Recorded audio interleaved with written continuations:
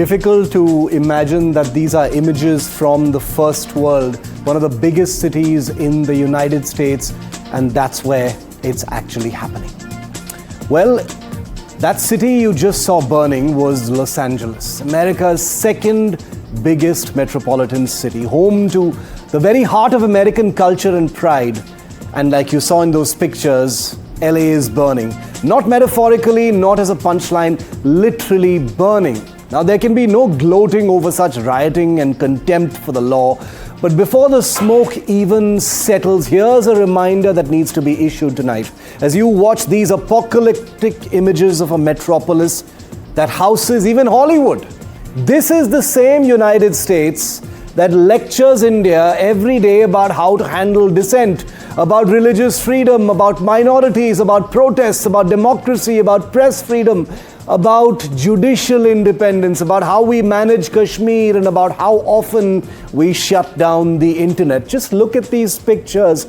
This is America's second largest city, the world's most powerful country, reduced to calling in riot police because it couldn't manage what it loves, preaching to others about immigration and law enforcement. Immigrants rioting in LA after a law enforcement crackdown, violence in the streets, Palestinian flags, police brutality, fires, looting, panic. It hasn't even ended just yet. It's almost textbook chaos in the heart of Los Angeles, except this time the US Congress won't be putting out a report. There won't be any country of particular concern designation. No American think tank will be downgrading itself to partially free tonight. This is a country that put India on notice for handling protests around the CAA, for internet blackouts in Kashmir or Manipur, for raids in foreign-funded NGOs. But when faced with the consequences of its own policies at home, all it can offer is curfews, crackdown, and silence. The duplicity of the American state has never been louder. Let's also not forget, this is the same America under Trump that India expected to be the most resolute in the face of terror. After the brutal Pahalgam attack, India launched its most audacious military strike since Balakot. And what did we get from the world's most powerful democracy? Apparently our close strategic partner, posturing, platitudes, no hard, unequivocal pushback against Pakistan, no solidarity in public, not even a whisper when drones rained down on Pakistani terror camps and air bases. So yes, the Los Angeles riots unfolding as they are more than just America's problem. They are a metaphor, a warning, a symbol of a global superpower that no longer has a grip on its own streets in its biggest cities, let alone the moral standing to tell the rest of the world and us how to run our countries. A nation whose second largest city can be held hostage by rage and fire cannot patronize the world's largest democracy, namely us. India would do well to note that the most powerful country in the world is also among the most politically brittle, that its postures are not policy, that its positions change with presidents, that its support is often skin deep, and that when things get serious, America doesn't always show up. So let's stop tonight looking westward for validation all the time and start realizing that India is very much alone in the world, and start realizing that the lecture circuit is broken, because right now America needs to clean its own backyard. Just look at image after image, viewer, tonight. And we're done being the front row students in this moral and morality classroom. Well, India also needs to be alert, remember, to an unreliable America, because those images in Los Angeles are representative of an instability that has come to define what Trump 2.0 in America actually represents. Number one, remember how Trump falsely credited himself for the India-Pak ceasefire? How did that go down? How can we trust an American president that seems to lie about taking credit for that? Trump's fake news on the 1,000-year Kashmir issue. Has anyone really fact-checked him on the 1,000-year Kashmir issue? What's he talking about?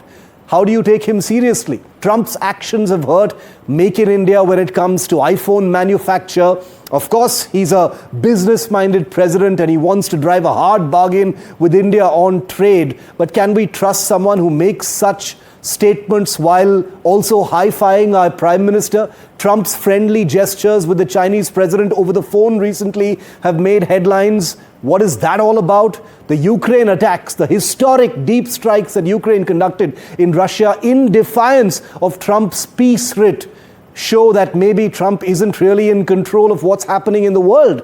And his recent whimsical meltdown with Elon Musk is not just a billionaire brawl in the United States. It has sent shockwaves across the world, telling every world leader that here is a leader you simply cannot take for granted and simply cannot predict.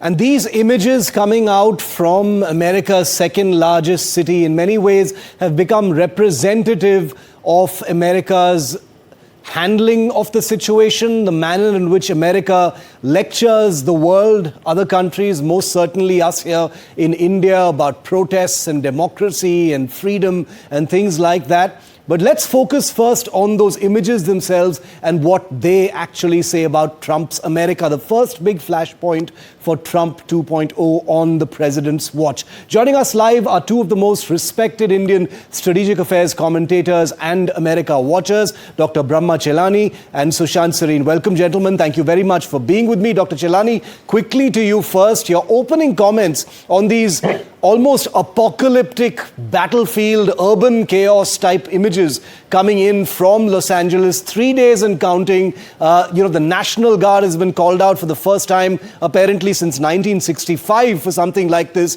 The US Marines are on standby. How are you seeing this? How are you reading this, sir? The militarized response to what were peaceful protests has only intensified unrest, with protesters clashing with federal agents, setting vehicles on fire and blocking roads. The question is, why did Trump respond in this manner?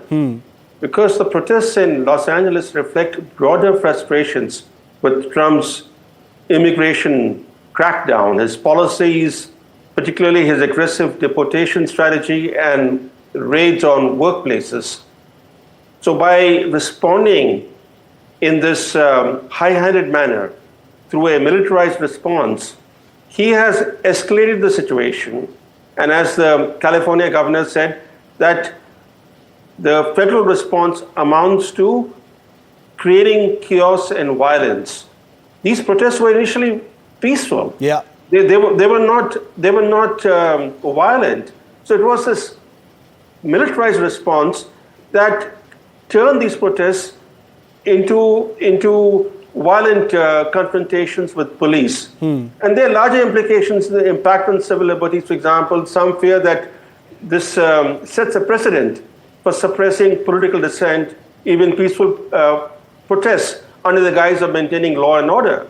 And then there is a larger political fallout, because this has further divided the U.S. political class, with the Democratic leaders, including the California governor and former Vice President Kamala Harris, condemning the move as authoritarian, while Republican leaders have largely defended Trump's action. So I think this increasing divisiveness politically is also bad news for the U.S. Okay, I'm going to come to the political divide and, the implications for the rest of the world and their relationship, with the Trump administration. But Sushant Sareen, your comments on this militarized response to what at least began as a series of peaceful protests. Yeah, but look, Shiv, here is the thing. One is the specific instance of what is happening in the US. But the other is the larger question of how Western democracies actually deal with protests. They're very quick to sermonize, hector, pontificate to the rest of the world. But when it comes down to them, we've seen their rank hypocrisy, whether it's the United States currently, whether it was Canada during the truckers' protest, the same Canada which was pointing fingers at us on the farmers' protest, cracked down so hard on the truckers' protest that Canada resembled, Nazi Germany. Britain resembles Nazi Germany in terms of how they crack down on freedom of speech. Anything which the state does not approve or considers to be hate speech, whether it is or not, is besides the point. They crack down like a ton of bricks. You look at in other European countries how they've been cracking down. Look at what they did to the international press. Or Russian athletes were not allowed. Russian musicians were not allowed. These are the same countries which tell us, why don't you go and play cricket with Pakistan, right? The same guys are telling, when it comes to them, they are the same people who will say, no, Russian athletes can come. We will not even listen to Russian music. They've thrown out Russian channels. If we do that, democracy is under threat. So one is that rank hypocrisy of the Western country.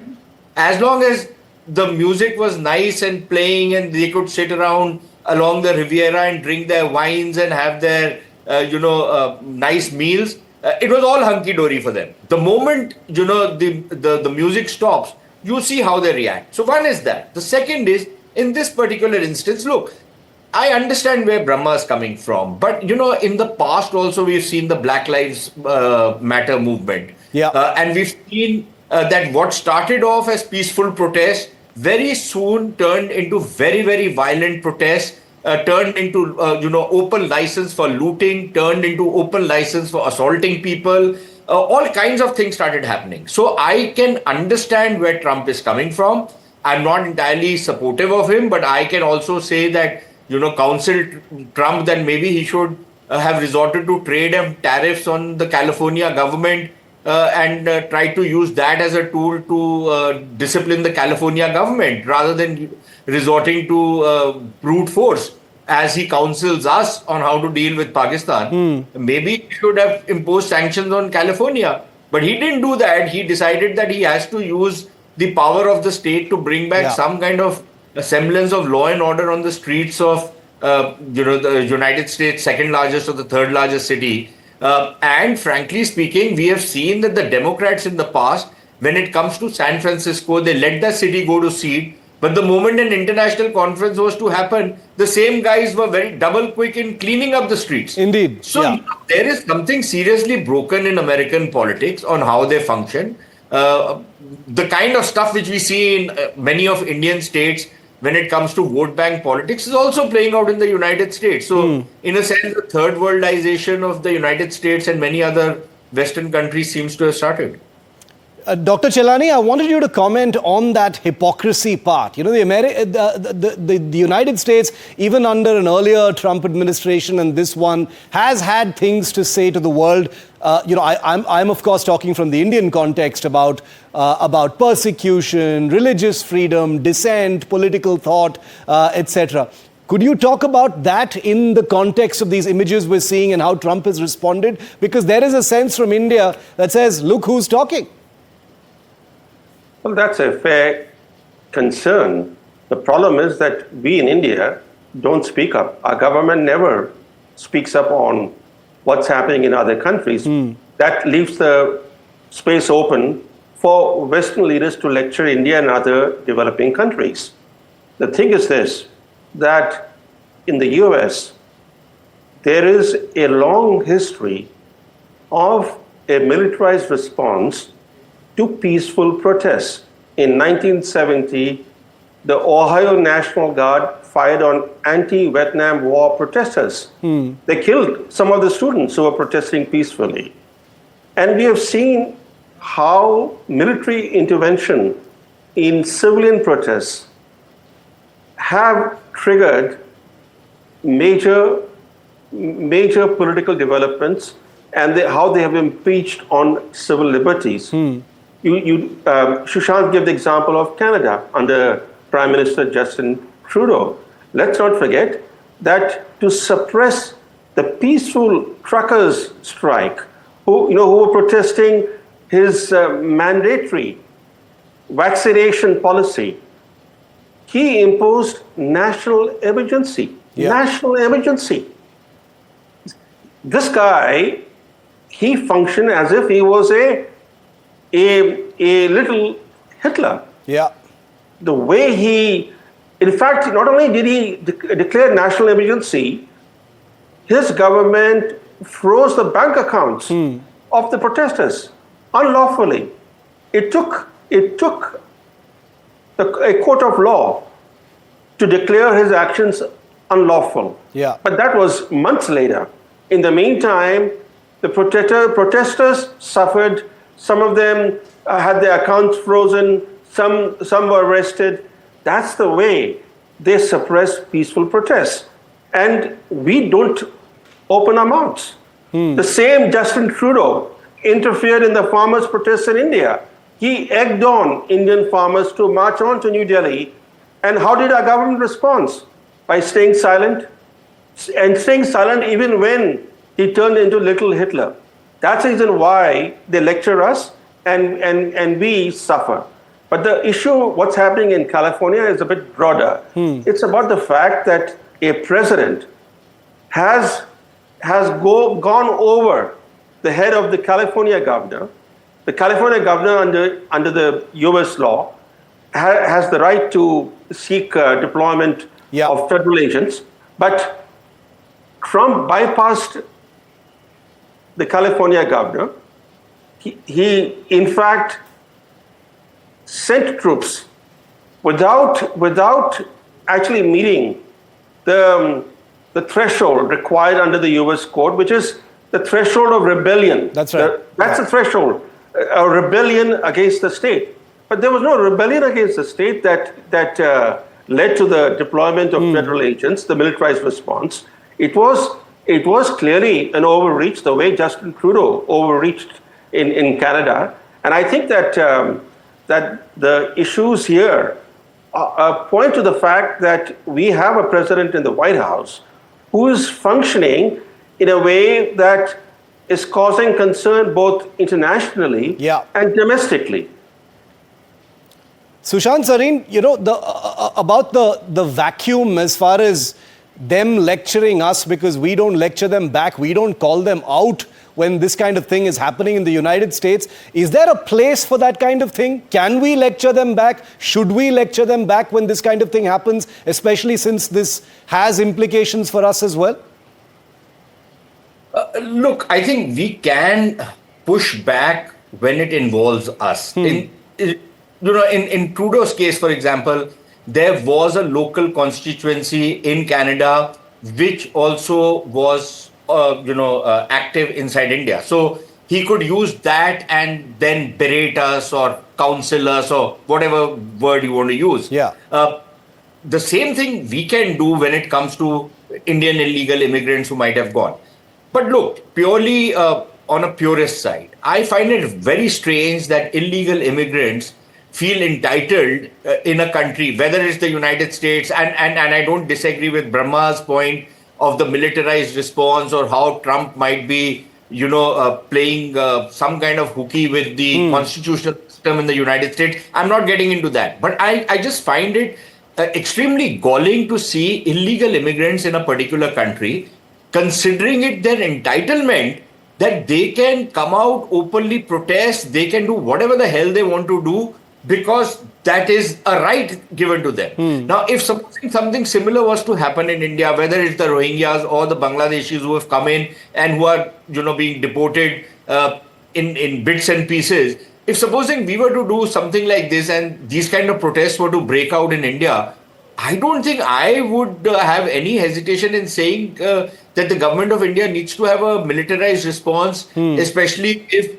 the state government is allowing the streets of, say, just for the sake of argument, Calcutta, for example, to start burning. You cannot allow the streets of one of India's most important cities to burn because illegal immigrants feel that they have an entitlement on India and that they cannot be deported. I don't see how we can permit something like that. And I don't think even the courts have any right to intervene unless, of course, it's an egregious violation of, or an egregious overreaction on the part of the government. But other than that, even if it was police firing, I don't see what is the problem.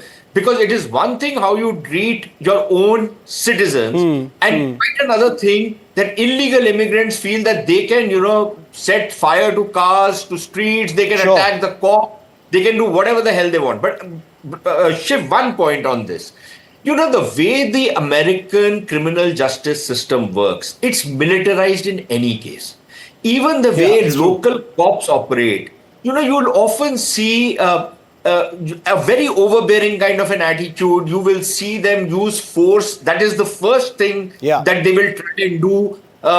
And I think that is part of an American system, American culture, which I don't think we understand enough of, or at least appreciate enough of. But this is part and parcel of what they do. And the Americans are rather simple-minded. I don't know if it's something to do with the education system. Anything out of the ordinary, they can't handle. Whether it's the cops, whether it's airlines, whether it's a shop you go to, if something is out of the ordinary, they can't process it. They can't handle it. So their first reaction is to become very aggressive about it.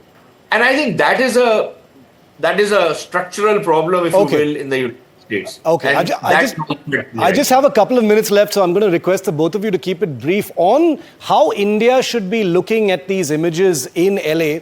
Dr. Chelani, to you first, and what the relationship ahead looks like. The reason is not directly about what's happening in LA, but it's been a difficult month. You've got Trump, who's tried to take credit for the India-Pakistan ceasefire. There have been other noises from the Trump administration that have been uncomfortable as far as the relationship is concerned. How do you see it from that perspective? I think the larger issue for India is this, that the Trump administration was considered to be India-friendly. But Operation Sindoor has shown the Trump administration in true colors. They came to Pakistan's rescue. They effectively bailed out Pakistan. They have shown to India that India is waging a lonely fight against cross-border terrorism. That's the reality that we face today. India has very few real friends in the world. This is the wake-up call from Operation Sindoor.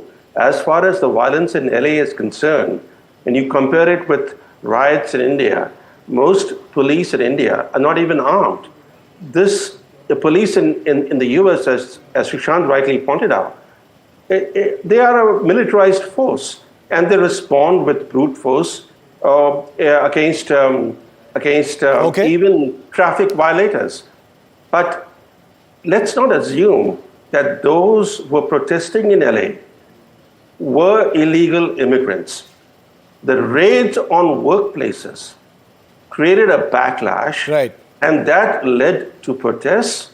We do not know what's the number of illegal immigrants who are involved in violence, but certainly the protests were in response to raids on workplaces because many people thought that was overreach by authorities. Okay, so India has never seen the United States as a weatherproof friend.